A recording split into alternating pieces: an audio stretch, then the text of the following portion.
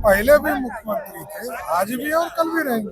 Schedule tribes में कुछ उपजातियां ऐसी हैं जिनकी संख्या बहुत काफ़ी है, लेकिन वो शैक्षणिक दृष्टिकोण से और सामाजिक दृष्टिकोण से वो बहुत पीछे हैं।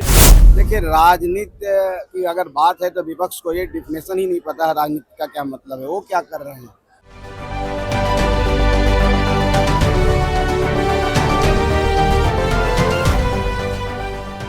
नमस्कार, स्वराज पोस्ट में आपका स्वागत है। मैं वेद सिंह भी मौजूद पटना के गांधी मैदान में, क्योंकि 2025 जो है विधानसभा का चुनाव है 2025 में, और तमाम जो जाति हैं अपनी अपनी शक्ति प्रदर्शन कर रहे हैं।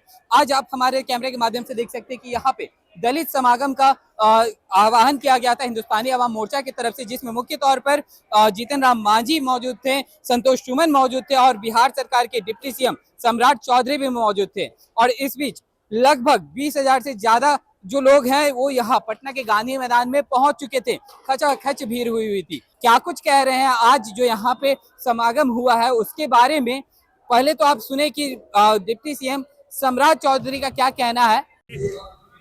बड़ी नीतीश कुमार को लेकर बड़ा किंतु परंतु की स्थिति क्यों लग रही है कि वो मुख्यमंत्री का चेहरा होंगे? अरे नीतीश जी पहले भी मुख्यमंत्री थे, आज भी और कल भी रहेंगे। कल भी रहेंगे, तो फिर ये बयान क्यों दिया गया कि पार्लियामेंट्री बोर्ड फैसला करेगा उसके नाम को लेकर? देखिए, आज भी काम कर रहे हैं। 1996 से नीतीश कुमार जी से रहते हैं, इसलिए आगे भी काम करेंगे। इसमें कोई सीएम चेहरा वही होंगे, सीएम बनेंगे अगर ये जीतता है तो? मैं क्या कह रहा हूँ, मैंने कहा 96 से नीतीश जी के नेतृत्व में काम कर रहे हैं। कल भी कर रहे थे, आज भी कर रहे हैं और कल भी करेंगे। कोई किंतु परंतु नहीं है। लेकिन चलिए, शुक्रिया। बात करें, डिप्टी सीएम सम्राट चौधरी ने बड़ी बात कह दी है कि नीतीश कुमार थे, नीतीश कुमार हैं और नीतीश कुमार ही रहेंगे। वहीं दूसरी तरफ आप देख सकते हैं कि जीतन राम मांझी ने क्या कुछ कहा है जब मीडिया कर्मी ने उनसे जब सवाल किए।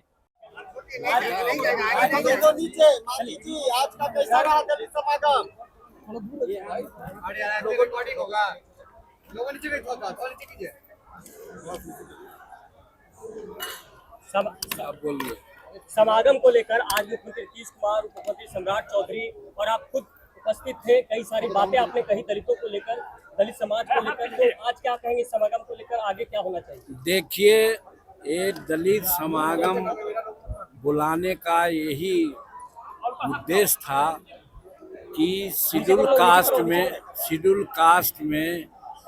ट्राइब्स में कुछ उपजातियां ऐसी हैं जिनकी संख्या बहुत काफ़ी है, लेकिन वो शैक्षणिक दृष्टिकोण से और सामाजिक दृष्टिकोण से वो बहुत पीछे हैं। और उनको जो पिछड़ापन है उनकी, उससे दूर करने के लिए हम लोगों ने सोचा कि सबका एक होना बहुत ज़रूरी है। इसलिए संतोष कुमार सुमन जी ने हिंदुस्तानी अवाम मोर्चा सेकुलर के बैनर तले दलित समागम की बैठक यहाँ पर बुलाई गई और बुलाया गया। दलित समागम में अब करीब 50,000 से भी ज़्यादा लोग आए, सब अपना एकजुटता को दिखलाए और इसमें बहुत सारी बातें आई है। सबसे पहली बात ये आई है कि सुप्रीम कोर्ट ने निर्देश दिया है कि शेड्यूल कास्ट और शेड्यूल ट्राइब्स को आगे बढ़ाने के लिए उसके समाज में वर्गीकरण होना चाहिए। वर्गीकरण किस आधार पर हो, इस मॉडल पर विचार किया जा रहा है। हमने एक मॉडल दिया है कि दलित समाज और शेड्यूल ट्राइब्स के समाज का पिछड़ापन का एक बहुत बड़ा आधार है, वो है शैक्षणिक, और अंबेडकर साहब ने भी इसको माना है। तो हमने एक फार्मूला दिया है कि जो 20% तक जिसकी साक्षरता दर है और उससे नीचे है, जितने उसमें उपजातियां आती हैं, वो सबको विशेष रूप में जनसंख्या के आलोक में उसको सुविधा दिया जाए, शैक्षणिक, आर्थिक और राजनीतिक लाभ दिया जाए। ये वर्गीकरण का फॉर्मूला दिया है यार।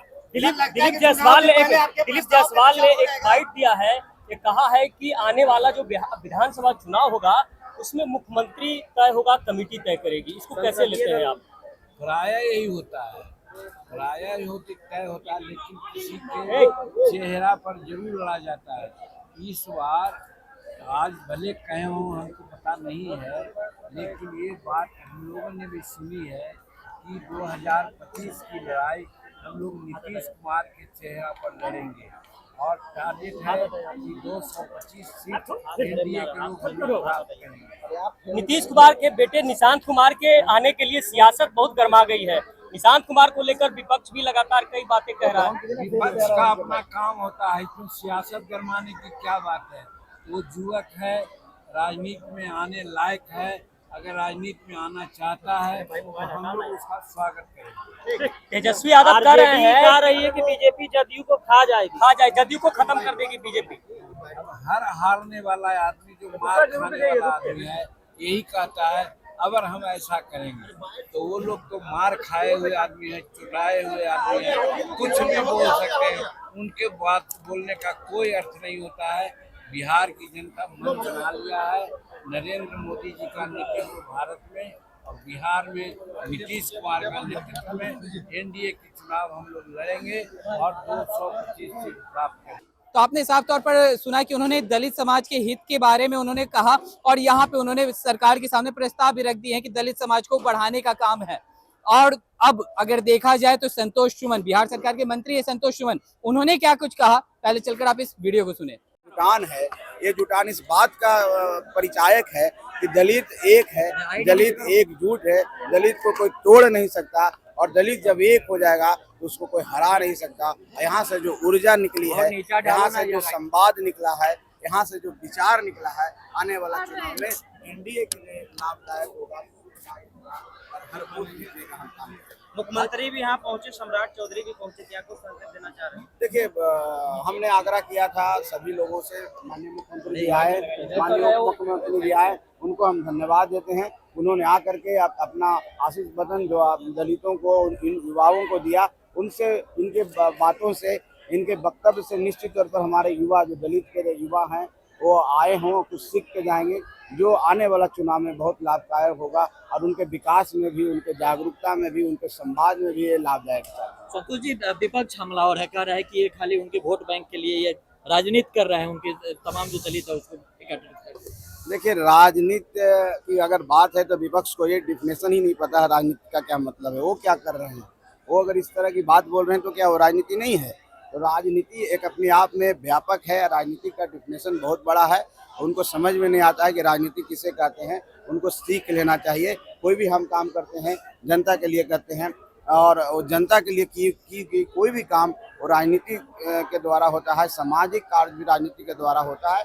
तो हम सब लोग करते हैं। अलग बात है कि किसी की प्रतिद्वंद्विता है, किसी के पक्ष में है, कोई विपक्ष में है, ये अपनी जगह है, लेकिन राजनीति को बदनाम नहीं करें, क्योंकि राजनीति का उनको पता, डिफिनेशन नहीं पता है। मंत्रिमंडल का विस्तार होने के बाद आरजेडी कह रही है कि जदयू को बीजेपी खा जाएगी, इसलिए निशांत कुमार को संभालना चाहिए।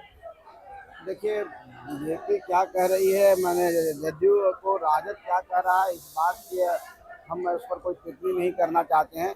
हम लोग एकजुट हैं और हमारी रणनीति है, और हम आपसी तालमेल के साथ सारा काम करते हैं। उनको परेशान होने की जरूरत नहीं है। आदित्य राम मांझी जी आज कुछ प्रस्ताव रखे हैं सरकार के सामने, क्या लगता है सरकार सुनेगी उनके प्रस्ताव को? और निश्चित तौर पर जीतन राम मांझी जी एक वरिष्ठ नेता हैं, गठबंधन के सहयोगी के माननीय मंत्री हैं भारत सरकार में।